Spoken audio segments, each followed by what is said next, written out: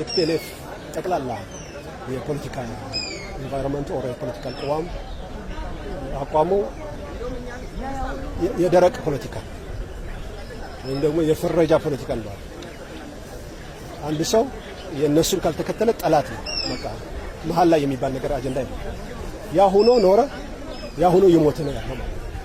በሂደት ለመማርም ዝግጁ አይደለም። አይዲዮሎጂውና አካሄዱ ለመቀየርም ዝግጁ አይደለም። በተግባርም የሚማር አይደለም።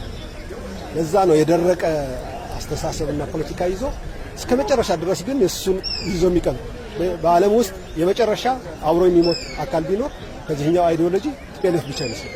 ይሄ ቲፒኤልኤፍ ጽንፍ ግሩፕ የለም። ያ አይዲዮሎጂ በዚህ ምድር ላይ አሁን ያለውን ኮንቴክስት የማይረዳ ወጣቱ የሚጠይቀውን ነገር የማያውቅ ሀገር የት እንዳለች የማይረዳ ዓለም ምን እያደረገች ነው የማይገባው ድሮ ከ60 ዓመት በፊት የቸከሉትን አስተሳሰብ ይዞ አብሮ በዚህ ጊዜ የሚያራምድ ለመጀመሪያ እና የመጨረሻ ሆኖ የሚያልቅ በዚህ ጽንፍ ቡድን ነው የሚመስለኝና ለዛ ነው ብዙ ጊዜ ሲገለጽ ያው እንደዚህ አይነት ደረቅ አስተሳሰብ በከሂደት ከሁኔታ ጋር የማይናበብ ፕራግማቲዝም የማይታይበት ቶታሊ አዲስ ትውልድ የማያምን ወጣት ሀገር መምራት እንዳለበት በፍጹም የማይቀበል ለውጥ የሚባል ነገር እንዲኖር የማይፈልግ ሰው በድህነቱ ከያዝኩት ነው እኔ ጋር የሚገዛው ብሎ ድህነትን የሚሰጥ በድህነት የሚያኖር ይህ አስተሳሰብ ያው አስተሳሰብ ቆመን አስተሳሰብ ነው።